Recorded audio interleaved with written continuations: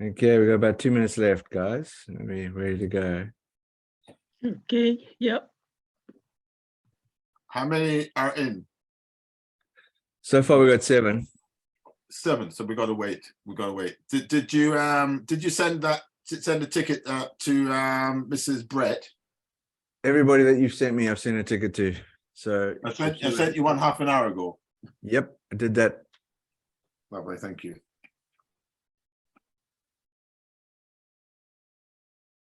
Okay, I got 11.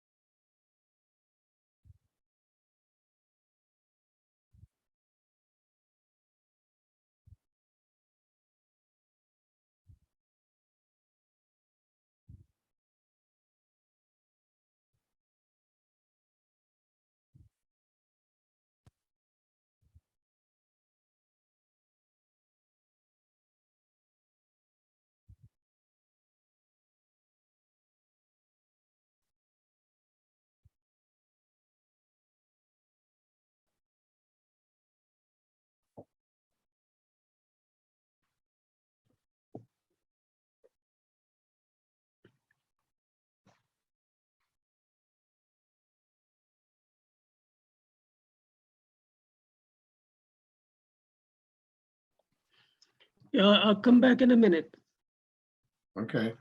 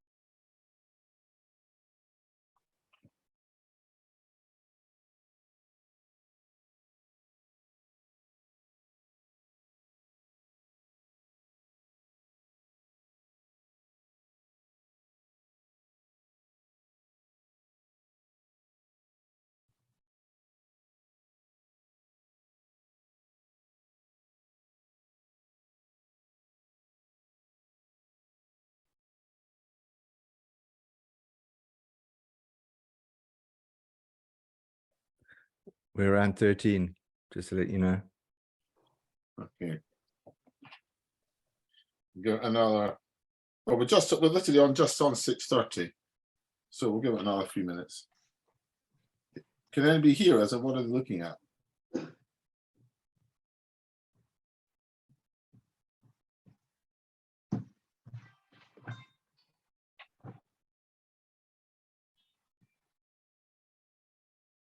I'm on a Zoom meeting. I'll call you later. Okay, thank you. Bye. Bye-bye.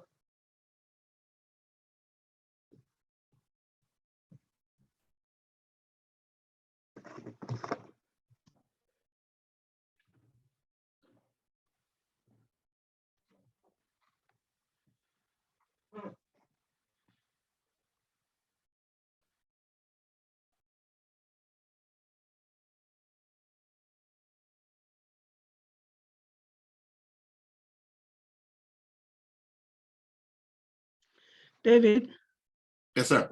somebody saying they haven't sent me the Zoom link. If somebody called Richa Vora. Clint, just give us the email address. Where is the email address? I have to look for.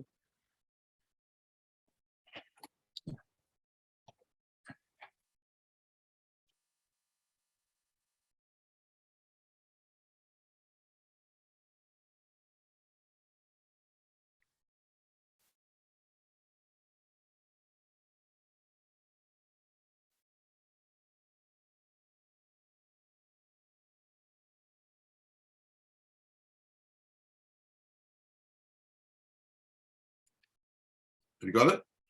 1 minute, I'm looking for.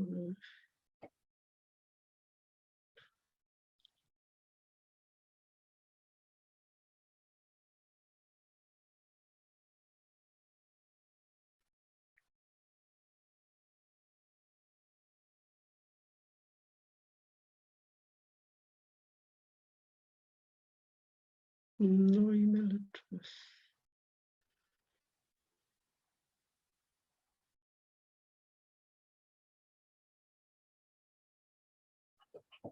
Mm.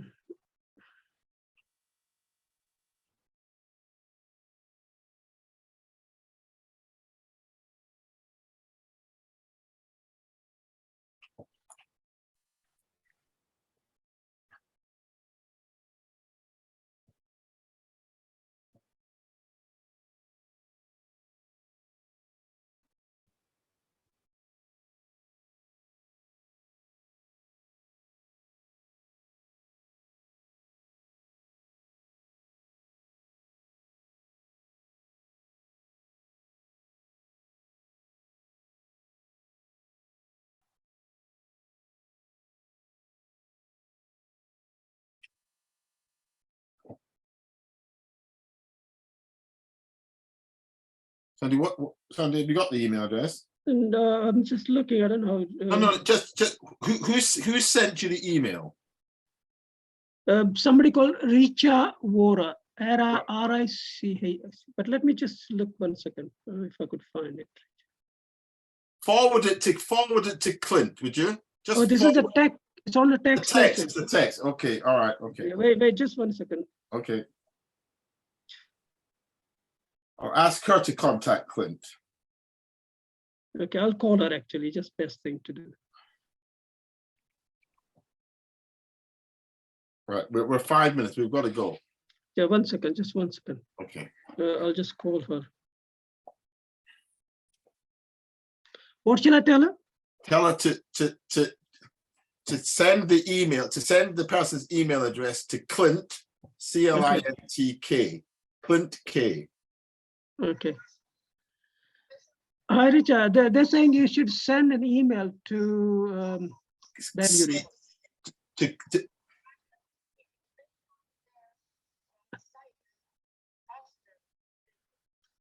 They went on the site. She went on the site. She's saying. No, tell- no, I'm just talking to. Oh, you got it, yeah. All right. Okay, then. See you then. Okay. Bye. Bye. So what's she doing? Yeah, she got it. She got the email from you, I think, or whatever. Okay, all right. Okay, Clint, let's go. Yeah. Clint? Oh, he's gone. I'm going to Thank you. admit to everybody right now, okay? Fine, Yeah. yeah. And we'll go.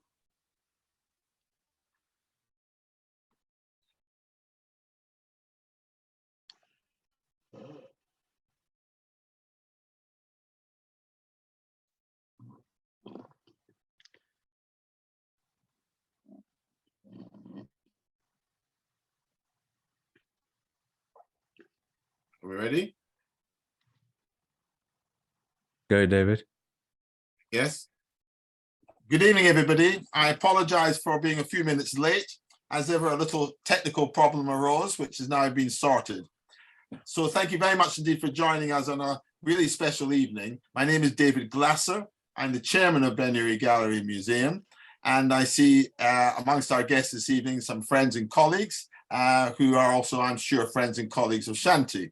I'm particularly thinking of Rachel Dixon, who curated Shanti's exhibition here and has been a long-time supporter. So lovely to have you, Rachel. And Shanti, welcome. So everybody, some ground rules, if I may. Please stay muted and off camera, or you can be on camera but stay muted. Please use your text line, the text chat, to send in questions. And it's open house. You can ask any question you like. But let's kick off with Shanti. Welcome. I should wish you formally congratulations, at least publicly congratulations. I had the privilege to be invited to the opening of Shanti's really extraordinary mural right across the doors of the opening of Brixton Tube Station as part of the Transport for London project that they've been doing for some years. It really is astonishing, and you know, it must be really quite a challenge to paint something on that scale, Shanti. Thank you, David. It's a wonderful opportunity to speak to you. Yes, it was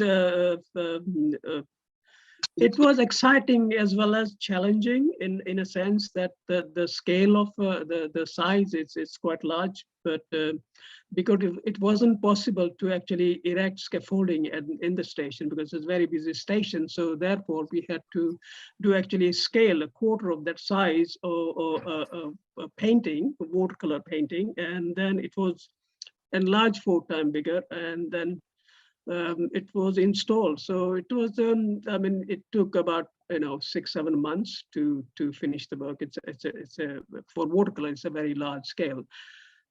So yes, it was exciting, and yeah.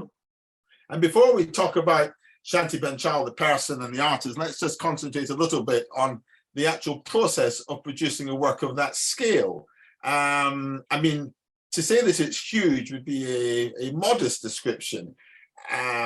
Do you have a studio where you paint this? I mean, do you paint it in sections? I mean, help us to actually understand how an artist addresses such a subject.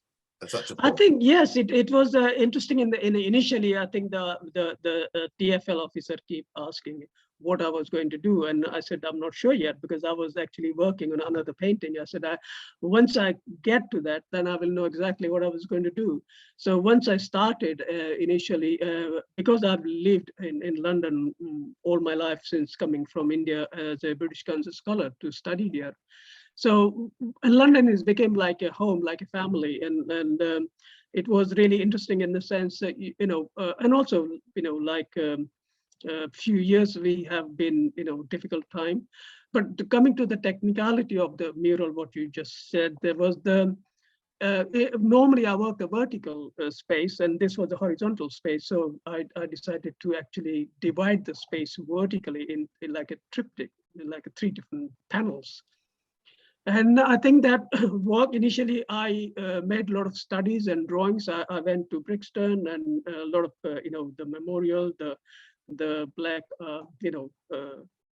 Visual Art Archive, and took some photographs as well as made initial drawing and studies. And from there, I started working on the large scale 8 feet by 4 feet watercolor, which is this is the largest watercolor I've ever done, really, in a sense. Because are there many watercolors as big as this? I can't remember so far. I think this is the only one, probably largest watercolor. It might. I guess the Guinness Book of Records is still going, probably digital like us now, but with a sort of physical presence. But maybe it's worthwhile having a look. Somebody is suggesting that its conversation is not very clear. Can somebody who's saying that, can you just tell me whether that's you can't hear me, you can't hear Shanti, or you can't hear both? Because obviously we want everybody to hear. Both, okay. Okay, I'm on full voice now, full microphone. Shanti, will you put yours up to full as well? Yeah. Okay. I'm afraid, everybody, this is the best that we can do with the technology at hand. So please forgive us if it's not great. Oh, Juliet's just said it's really clear. So I guess it's maybe, sir, whoever's finding it difficult, maybe make sure that your volume is up high to the highest. Okay, but thank you. So going back, Shanti, I'm just going to say that a little bit humorous perhaps, but that maybe the Guinness Book of Records might be worth having a check out, so your fame can expand into that. But I think people are interested in the process of an artist. We public, and for the sake of this exercise, I'm going to count myself into the general public. We stand in front of a painting, and we either think it's great or not so great, interesting, not so interesting, inspiring, or we walk past it. But the amount of work that goes into a painting and the thought process is something that the answer is no, we can't see the mural unless you've got a photograph of it. but you will see it online. If you Google, I'm answering the questions as they come up. If you Google the Shanti Panchal mural at Brixton Station, you'll see it. It's fantastic. But where do you start in terms of subject matter? What develops the composition? I think because I said earlier, I have to, find resources in order to what I want to do with the mural, particularly the subject matter and figuration as well. And therefore I had to go to different places and do research and do study and do drawing, and photographs. And then once you got those like visual material, then you just think what you really want to achieve with this mural. And I, having gone through last 3 years or so with this pandemic, I wanted to see how people generally everywhere, but particularly in London, how they have suffered so much and they've gone through so much. But what is fascinating about London is it's always has that kind of resilience. It's always, been pushed down and comes up again, and I wanted to show that kind of, having gone through, and also the overall general life in London, like, people do cycling, jogging, the artists, the performers, we also the testing of last, with COVID. And so I've taken a lot of element within our daily life kind of thing, and also reflect on Brixton history as well. So you have to take those things into account, because see, this is not my personal, painting I would do in my studio. This is public art, and therefore you've got to question yourself: what is this painting, and who's going to view it? Who's going to, so what happens with the public art is there is a section of people who don't go to the art gallery or museum. Actually, you're bringing that art to public, to them, and that is why in history, if you look at the mural is done throughout the history, because it bringing art to the people. Before we go and talk about your own personal history, just tell us a little bit about, for example, how do you protect the painting? Is it presumably it's protected, from the wilds of Brixton weather, and do you change the materials that you use at all because presumably it's got to be under some form of plastic or acrylic covering? Normally, the most murals are actually painted on the wall of the side, exterior wall, which I did in 1985 in East London, near Shadwell, which is 40 feet high, 30 feet wide. You go on scaffolding, and sometimes it's difficult because you have to step back and you can't see the proportion of the drawing. Which is still there. Yes, it's still there, which is amazing. I think there are 4 murals was commissioned by GLC, and I think none of them exist except mine, which is fantastic. And this paint also, it's a kind of Crayola form of rounded paint, which is designed to do the exterior mural, and it's incredible that the paint is still there with all the water, storm, and rain, and in spite of that. And that's a fascinating thing about these murals. In this case, with Brixton, what they've done is they've used the vinyl, they reproduced that image on vinyl. So even the water falls on it, nothing will happen. And it's a self-protecting itself in a way. And one good thing is also it's not actually totally exposed to all the elements of weather, climate, but it is a little bit inside the station, so I think it's protecting very well in that way. And you say it's actually reproduced in vinyl. So where's the original? I get the original back because that was because they cannot use in any other way. So yeah, that was the part of the contract. Yeah. Okay, let's go and talk about Shanti the man before we start talking again about Shanti the artist. Born in Messar in Gujarat. Give yes. My pronunciations if they're wrong. I'm a Glaswegian, so I find English difficult enough. Indian is a little bit further away. Yeah. How does one pronounce these names properly? Mesar, Mesar, Mesar. Yes, sir. It's a tiny little village. It's very, I mean, I grew up in a mud wall houses. There were even the village is not in a local map. So forget about the and but funny thing is now we got this Google map, so you can find a lot of things, which is surprises you. Yeah. Is it on Google Maps? Now, yes, I can see my own house there. Which is fantastic. But initially, it wasn't really on a local because this technology came much later. But when I was growing up there in the village, it was all mud wall houses. We had no electricity or water tap or anything, and we had a like an oil lamp. We didn't have candles either. So.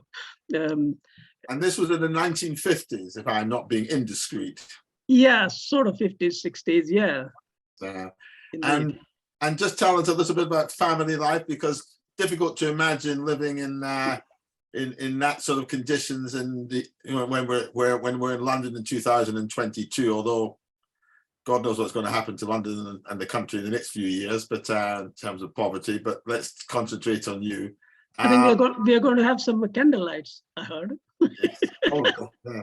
Tell me, parents, what did they do? How many siblings? I think we were about 7, 6 brothers and 1 sister. And in the village, my family is mainly like Panchal, is all carpenters and blacksmiths, according to Indian caste system.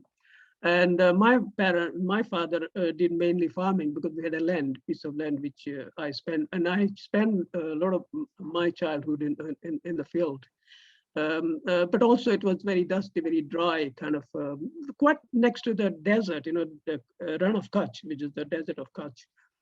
So that time it was very dry, and I only could see like a mud wall houses, red roof tiles, and very sandy, sometimes you have to have sandstorms.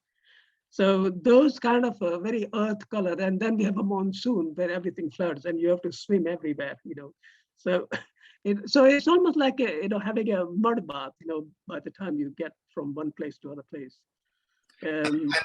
And without prying, but just to give us all an understanding of the starting point, no electricity, running water. Yeah, no, we had no electricity or no running water. My job was to end up the school, primary school, which I had, which was under a tree. Actually, there was no school before. When the school started, we had under a tree. And that is another reason that I don't have a date of birth, because the parents were illiterate, so they couldn't read or write. So when we went to school, teacher has to write date of birth of each child. So they put the date that day school started, and everybody guessing, oh, you'll be 5 year, you'll be 10 year, or no, like that. So they put the date according to that. So none of my whole village had the same date of birth, because everybody started, 1st of June when school started. So it's really interesting. And my job at the end of the school, I have to go and fetch water. So with take a rope and a bucket and 2 pots in my head. So on a public well, and in fact, and it was very beautiful and visual in the sense for me as growing up, because I would see all these ladies wearing beautiful color saris. In fact, there was a painting I did about it's called Gossip, very early on, which is all the ladies surrounded by the public well. So these kind of or kind of inspirational, as well as the by starting point, and I can see how I actually develop an interest in art is due to my mother, because we never had like containers. She would make paper mache and earthen pots. So and once they say we had to store grain, then she would make with a clay and straw, and then would do bas relief, which was very artistic in the sense we would see now. But that was used like as a daily necessary utensils. And your mother, sorry, I hope I'm not echoing everybody else. But your father worked on his land. Yeah. And your mother, did she work as well, or was she too busy looking after 7 children? No, I think most women in India, particularly in the rural part, in the villages like that, they did equally. Like my mother would make lunch or things like, and put on her head and come to the farm to feed everybody. And then of course she has to look after kids as well. So I think it was quite demanding job and maintaining, everything in the house while men work in the field. And if you had to sort of speculate, where do you think this tremendous artistic creativity and passion that you have, where did that come from? Was it parents, family, or was it actually just the environment of the land, or was it just something you were born with? I think the art, as we know, that it didn't exist while I was growing up, but I only can relate now is because what my mother made with all artistic objects for the daily use for her own life, which were not considered as anything to do with art whatsoever. But then also when I was like about say 5, 6, or 7, 8 years, we used to have a wedding and like celebration like Diwali and things, and the people used to whitewash their walls, and they would, because I was good at drawing, so they would ask me to do the decoration. So what I would do, we had no brushes or color. So I would climb a tree, neem tree, cut a thin branch, hammer at one end, make a brush, very crude brush. And in my uncle's carpentry workshop, they use red color to mark on the wood to cut it straight with a string. So I use red color and that crude handmade brush to make drawings on the beautiful, whitewash mud wall with simple motifs like birds, trees, animals. And it was fascinating as a for a young kid to be able to scribble around things, So It's amazing. So you were the village artist. I'm not sure about I would say anybody would call me an artist. You were the only artist in the village, to quote a famous phrase. Yeah. But I think also, I mean, in a school you have textbooks and there are some drawings or illustrations, and I used to copy, and I think that I really enjoyed doing it, and I was good at it, and that's what actually made me feel that at about say 10-year-old, I wanted to go to art school, which I never understood, or I wanted to be an artist, which I never understood what art meant, because I had no access to any artistic or any artist or anything like that. But I think somebody stays with you, and eventually I sort of run away from village to come to Mumbai to eventually, I had to finish the high school before I could go to art school. And where did you finish high school? In Mumbai? Yeah, I finished in Mumbai, and after high school also, up to high school, my eldest brother who helped me to finish my high school, but then, he was, really, he couldn't financially support me to go to art school. So I had a dilemma. I was supposed to find a job, really, any manual job. Just before you go, I just want to explore a little bit more, if I may. So Yeah. you made the observation that you ran away to art school. Did you literally run away? Was it a break with the family? Because I would imagine that there weren't many kids in villages who decided at an early age that they wanted to be an artist. And I'm not sure that being an artist was necessarily the select profession or preferred profession of the elders in the village or your parents. Do you want to talk about that? Yeah, because I think they would never let me go. So they went to visit our relatives in other village, and that also that's another thing. We had no public transport, so you had to walk. When we went to visit our relatives, we had to walk for miles and miles, several hours.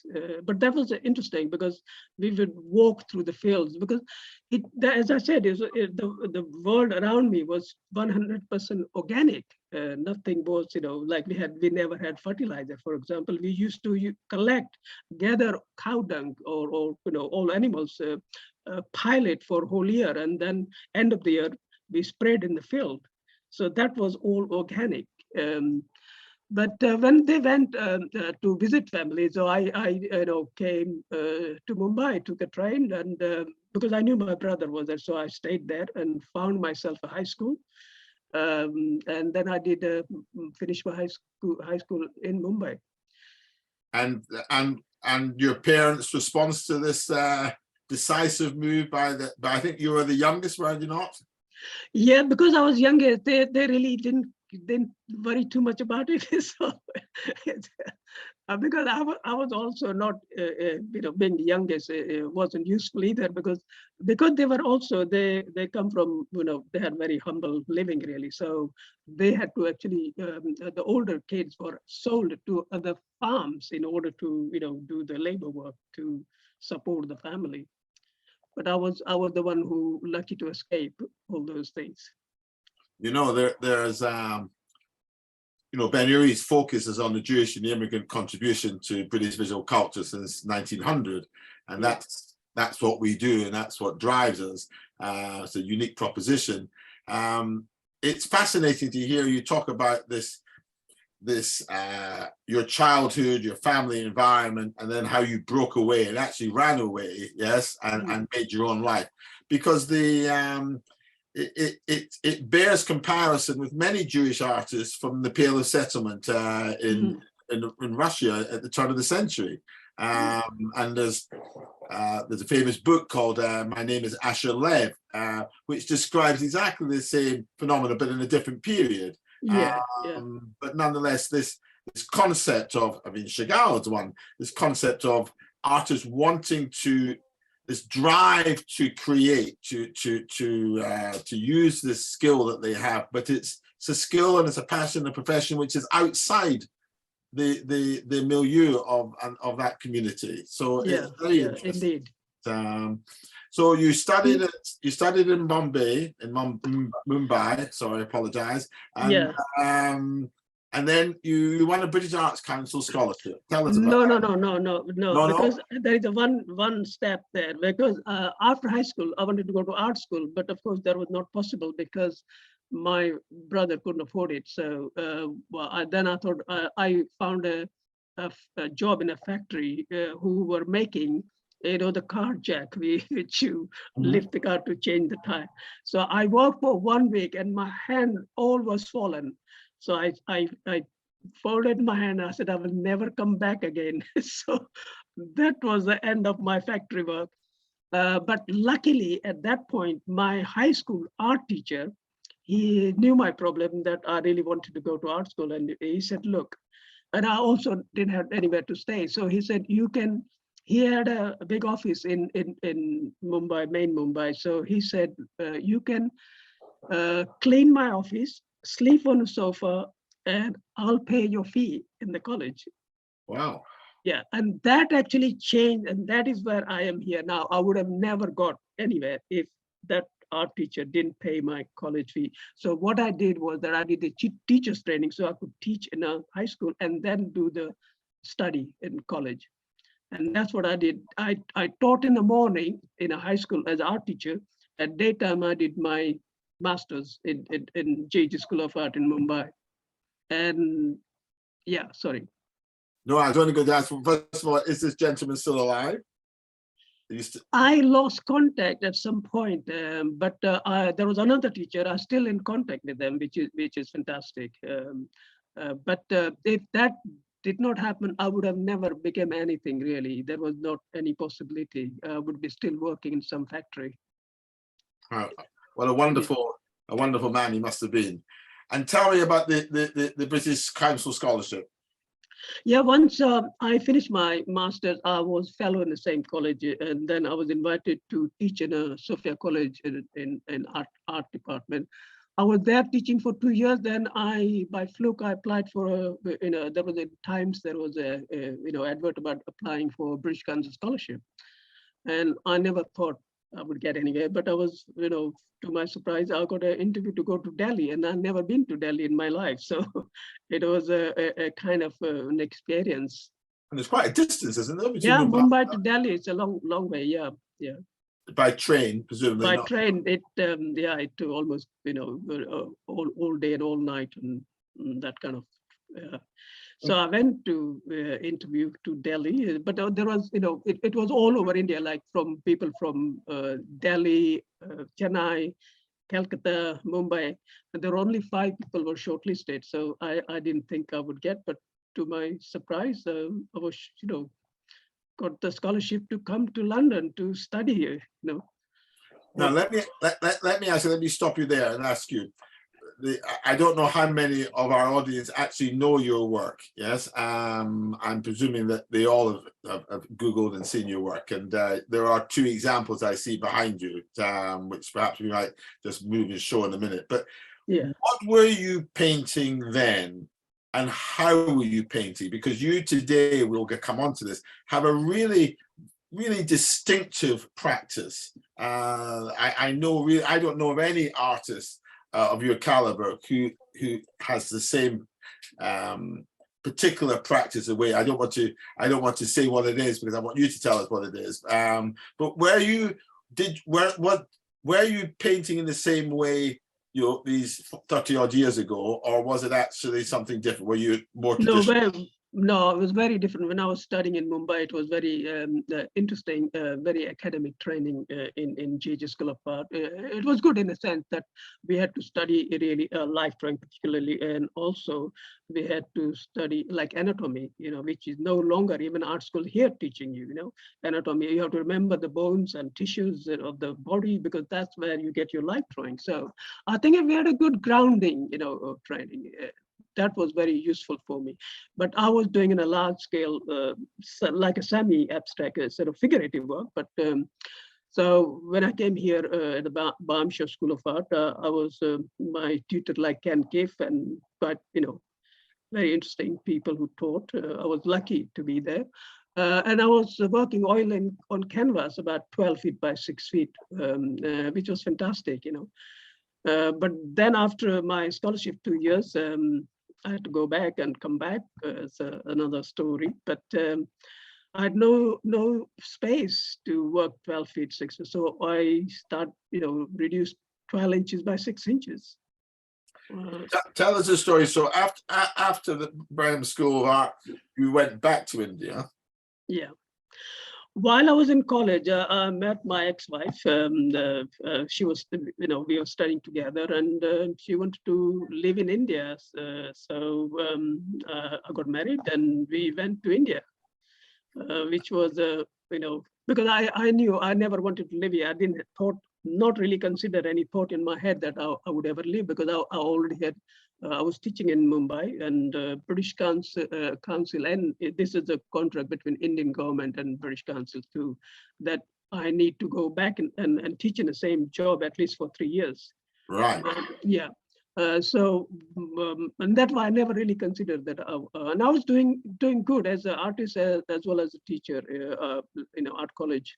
So when I got married and first week we were trying to find a place, I got my ex-wife admission to do MA. So I thought if she wanted to teach in the future, she can, or continue painting. And but within 2 weeks we had to come back, because somebody told me that there were some complications about our passport and visa situation. So unfortunately we had to come back, you know, a very short period of time. And but also we were both students, we had not money, so we couldn't afford to go back. So we stayed, and I'm still here.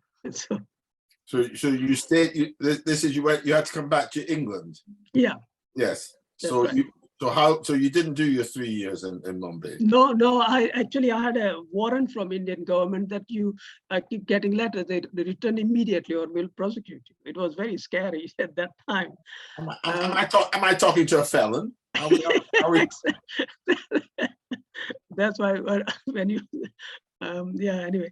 But eventually I really thought I have to deal with it. So I did take advice from a lawyer, and he said, well, you start paying, you know, and I wasn't working so at that time. So I just came out of college and trying to find some work. So I started paying like £5 a month or something.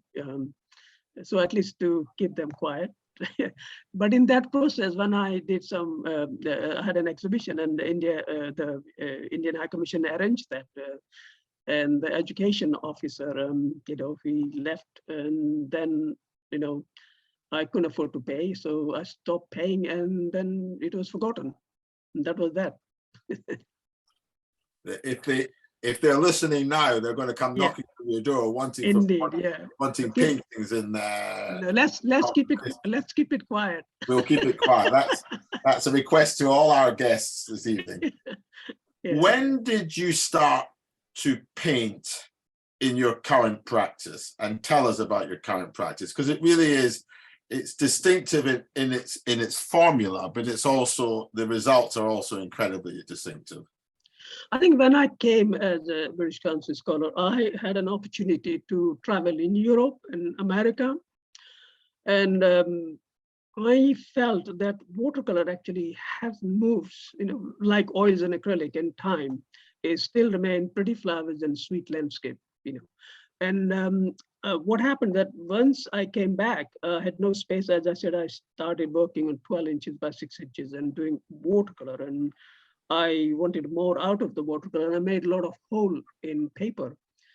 And because I was, layering of colors, and it didn't work with the watercolor paper, so I had to then eventually find a very strongest paper. And I use every manufacturer who produce watercolor paper in this country or elsewhere.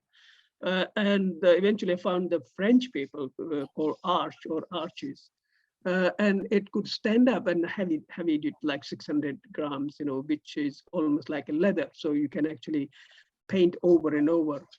And I think gradually my initial work was quite crude in a sense, because I was trying to, probably it's a transition between my oil painting and watercolor. So you still have that kind of, it looks almost like oil paint in that sense, early work.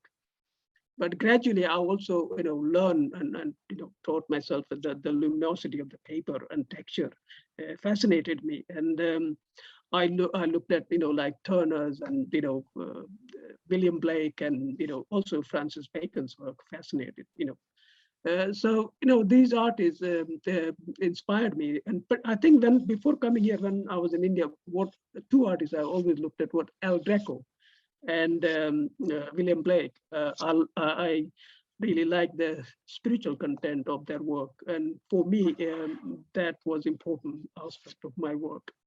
So many, layering of color, I actually made a lot of mistakes. And out of those mistakes, I found myself in working pattern that gave me tremendous strength of color, which in watercolor, I was taught just you damp your paper and you've got to work while still damp. So you get those kind of, fleeting kind of atmospheric, like a rain coming down or the mist in the atmosphere. So I was taught that, but I wasn't happy with it. It wasn't enough for me. It's interesting that your hero artists, if you like, none from India? I've been mainly Indian art. I had to, as a part of training, we had to study or copy Indian miniatures, as well as the Western art. And I copied some miniatures, also copied Rembrandt's self-portrait, for example, which is in Kenwood House in Hampstead, which is, I never had a chance to see, but when I came here, it was fascinating to see in flash. This is another thing I felt when I came here, it wasn't only art school, it was all the museums. It was fascinating to see all the beautiful painting, which I've been seeing only in the books. So that was, so the museum also became my, art school in a way. As they are today for very distinguished artists. I mean, Yeah. Leon Kossoff drew, Frank Auerbach goes to the National. I mean, these are stock houses for great artists to be inspired and re-inspired. So yeah, I'm fascinated by Frank Auerbach's work as well. It's such an amazing kind of, beautiful work. And well, there is a similarity of practice from the point of view that, and I want you to tell us about it, but you don't just draw on paper. You draw on what you've drawn on what you've drawn. There's a repetition element, which of course is Frank Auerbach's sort of almost his trademark from the point of view that he will lay layers on and layers off, and then he'll scrape them all off and start again and build back up again and never be quite satisfied. Tell us about how you actually create this image in terms of the process. I think early years, I used to actually make a drawing or composition on a sketchbook. I would work out what I really want to do. So I would do a lot of drawing, erase them, redraw it several times. But then when I wanted to move on into the like watercolor or watercolor paper, I always felt that there is always it's like almost another drawing. Is never actually you can transfer from the sketchbook onto the paper. So I then stop actually doing initial drawing. I work on the paper itself directly, and if there is a kind of X-rays taken from my so because you draw and then portion of the figure doesn't work. So, you go backward and forward for a long time. Like I spent several weeks just drawing before even I start painting, So, and this, the mural took me more than 1.5 months to draw initially, So, but once you get overall kind of composition, then you start, putting color down. But even then, that also changes because sometimes in process of when you put color, the color composition also has to work, not just the linear composition. So it's constant going backward and forward, really. When you look at my painting, it looks quite simple and straightforward. You just draw and base paint it. It's not like this. Not one single painting is like that. And your subject matter in its presentation has always struck me as being modest. I don't mean modest in quantum, I mean modest in presentation. Your characters always appear to be gentle, passive, kind even in many cases, sometimes maybe not so kind, but there's a placidness about your compositions, I find. Yet they're intriguing and they're very complex and interesting when you look into them.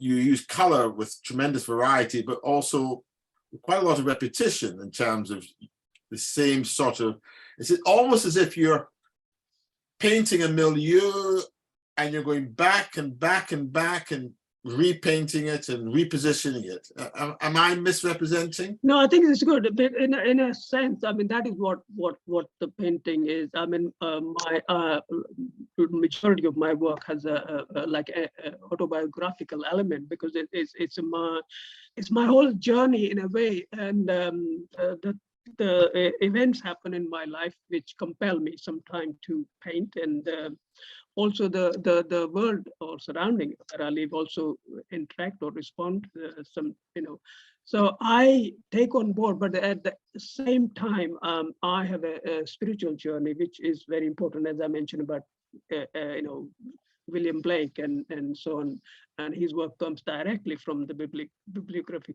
But for me, I feel that every one of us are a spiritual human being, whether we are aware or whether we pay any attention or think about is irrelevant. But I think human journey is a spiritual journey internally.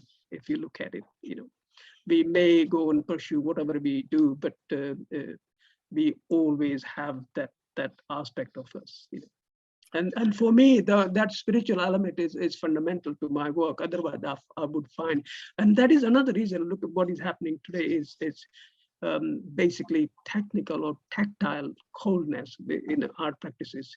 For me, I always think about mind, body, and spirit should work together in harmony in us. It's not just I think today's art is too much of attention seeking, like how loud you are in approach, and all sorts of ways. Maybe my description of your artwork as being modest in character also, I happen to know, reflects you as the artist. So maybe that's the reason. Can I ask you? Are you a spiritual person from the point of view from a religious perspective?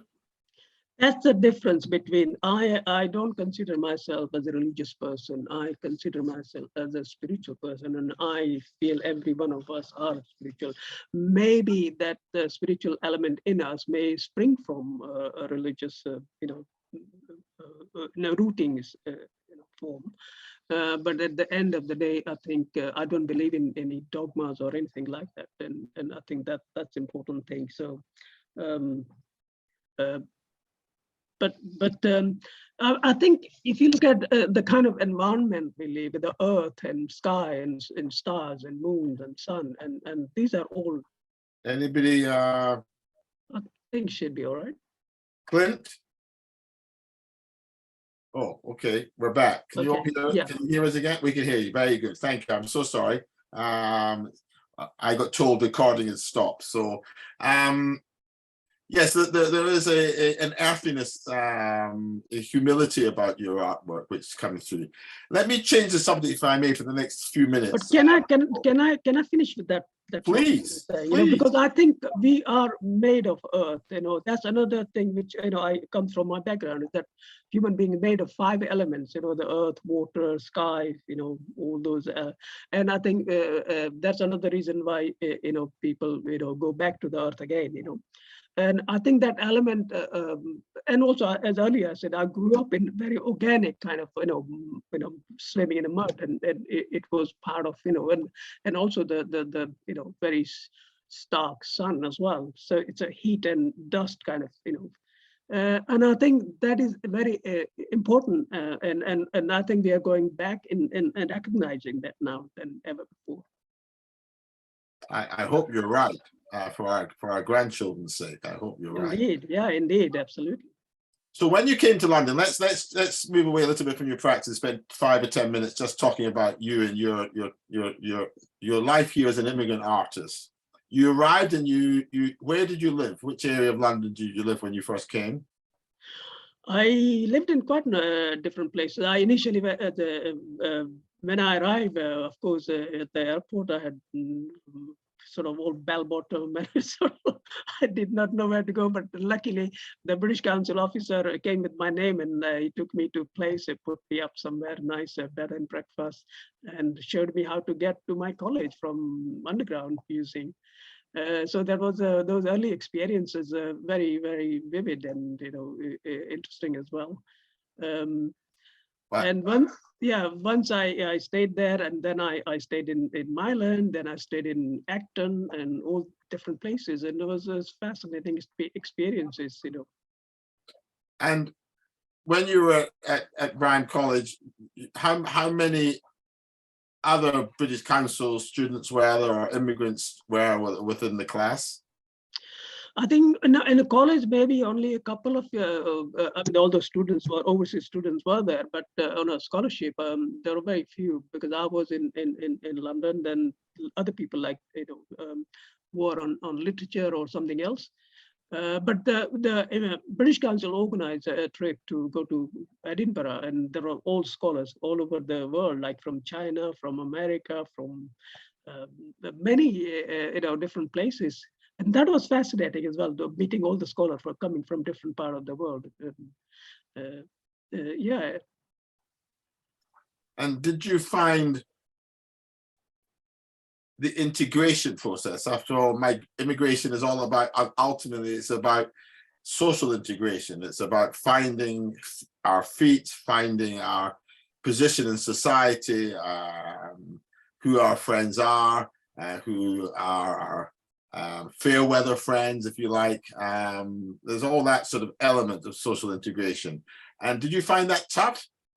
After all, No, I really enjoyed it, because I thought it was wonderful to meet different people from different parts of the world. I mean, from South America, from all sorts of places, and how because I I come from a very remote place, almost like a tribal person, and having opportunity to meet these amazing people was enlightening in a way, because you see, I mean, we never had TV when that, so you can understand, you never exposed to, you only can imagine for talking about people about different part of the world. Well, So yes, I mean, you came from an underdeveloped society at that time. I wouldn't say that. I No? think they were highly developed. No, And no, now, I don't mean in people terms, but I mean in terms yeah, of the physical. yeah, I mean, yes, no, indeed. no, not in there, not Yes, people terms. yeah, And you arrive in a situation where running water is normal, electricity is normal, buses are mm, normal, you don't yeah, have to walk anywhere. yes. That must be It's a quite. it's a good exercise. Walking is good. Sorry, amazing. No, it is Yeah. indeed. It strikes me that that the two most important parts of your life, actually, one was your teacher who Mm, gave you that wonderful break, yeah, indeed. and then the British Council who recognised your talents. Yes, And absolutely. long may the British Council live and do such good, wonderful things. Yeah. Shall we open it out? And I just had well, one of our guests said that cannot find a picture of Brixton mural on the internet. Please advise link. We will.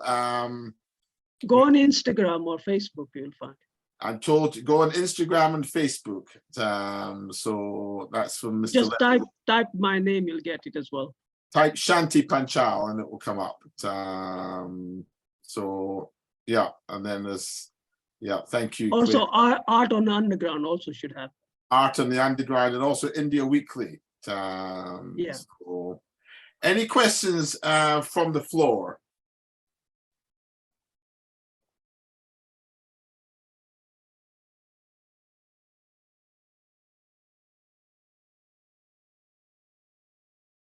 Or at least any more questions from the floor?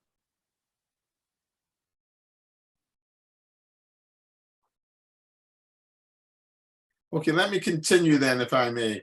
Your most recent career, you, apart from having an exhibition at that very famous, wonderful, incredible, amazing, extraordinary Ben-Uri Museum, must be at least 10 years ago. Yeah. Apart from that museum show, you've had plenty other museum shows, and you're also the artist in residence, if my memory serves me correctly, at the British Museum. Yes, at the moment I'm showing it at two places. One is the Foundling Museum, which is called the Tiny Traces, which is on until 19th of February next year. And also another I'm showing that's called Unselfish Selfie, which is at the Atkinson in Southport in the north, which is also until beginning of March next year. If I might correct you, as a Glaswegian, Southport is in the middle. It's only for London, yes, only yes. for Londoners. Near Preston, yeah. So yeah. Juliet Stein asked that says your color scheme is so closely connected to India, which is correct. And I mean, I was going to comment on the sand like this rust. Or have you ever experimented with the colors of London? Yes, actually, this is the thing. I tried to, because I also became aware that my color palette was very limited in a sense, like all earth colors, browns and blues, and browns and reds and yellows, and I tried to change that. In my early paintings, particularly the painting called Saffron Robe, which is in Bradford Museum collection, and there what I did to use completely the green color. And also I use blue color, for example. But once I'd done that, I wasn't comfortable with it. So I really had to change and paint it orange over it. But what is interesting about also developing a kind of color vocabulary as well, So when you look at the surface of the painting, it's like you can see the orange, but you can see actually green coming through the orange, and that's fascinating, which you can never do either oils or acrylic, because you are covering whatever you painted previously. With watercolor, it's actually enhancing, the many layering of color, and that's no other medium can really achieve that. You've talked about before, and I want to bring you back to it. I remember many conversations years ago where you said to me that people think painting is dead. Yeah. Yes. Yeah. Because, you know, in 1839, I think when the photography was invented, they thought painting was dead. But I think painting can never, because painting is so much suited to human, you know, like, as I said, now, you know, if you look at the practices, what's happening nowadays in art galleries, museum is all to do with, you know, videos, and, you know, people just, everybody is mobile, so they can take a video and it just become, you know, a form of art. But I think it's to do with the human heart, which has to connect in order to, you know, you know, our spiritual journey, which we, I think, you know, very much, you know, putting aside. If you look at until the, you know, half a century ago, if you look at the development over the many centuries, there is a continuous kind of, you know, that element of you know, human kind of inspiration. And I think since this technology is you know, controlling us, and, you know, we have become almost like a slave to the technology, and particularly young people is constantly on Instagram and Facebook, you know. And I think it doesn't help really in order to get, you know, controlled by these things. We must you know, give ourselves a break. That's why you need to connect with the earth again, you know, in order to really enrich yourself and you know, see the slower pace of you know, nature and environment, and I think if you don't do that, we, you know, would find very hard in a way to, because you cannot simply, you know, you can only achieve at a certain point with the it has their own limitations as well. One must not forget, human imagination has no limitation, and that's a big difference. And that's what fascinating, you know. We can fly, we can go to moon every day, you know. The the technology is still struggling. They did that in 60s, and now we're trying again. But that's the wonderful thing about human mind, you know. And imagination. I mean, all, you know, even the kind of collection, all the Jewish immigrant artists who have it, you have amazing, tremendous collection. Look at those artists. They escape through imagination. They achieve. They created amazing, powerful work. And if that imagination and that connecting to the, you know, nature, that would have never been possible. So I think we learn from Lord. There is a lot to learn from, you know, previous generations. I think you've summed up the evening, and I think you've summed up your own career far better than I could. And we consider you to be a friend of the museum, a friend of the institution, and we hold you in the highest regard. And not just because of your practice, not just because of your person and your personality, but because you've allowed your imagination to ensure that it has no limitations. And as you absolutely correctly say, if you are blessed with the talent of artistry and the imagination to actually allow you to go round corners and up mountains and into the oceans, then you add something to society which very few people can. And I think you and your artwork does. And Brixton for sure is the richer, as is this country for the British Council in particular, bringing you over. So let me take this opportunity of thanking you so much, Sadiq, for this evening. It's been really wonderful and revealing, and to wish you continued success in your career, and to hope one day we'll have a painting of yours in the Ben-Uri collection. Thank you very much, David. It's been a wonderful opportunity, and thank you very much. And as you know, Ben-Uri is always close to my heart, and it always remains so, because I know, you know, the kind of artist you have collection, and it's fascinating, you know, and I'm very privileged, and thank you very much. My pleasure, our pleasure. On behalf of everybody, just stay safe and well, and keep painting. You too, thank you. Thank you so much. Good night, everybody. Stay and night. watch. Check out benuri.org. It's a different program every week. Yeah. Stay safe and well, everybody. Good night. Thank you. Thank you, everyone. Bye-bye. Good night.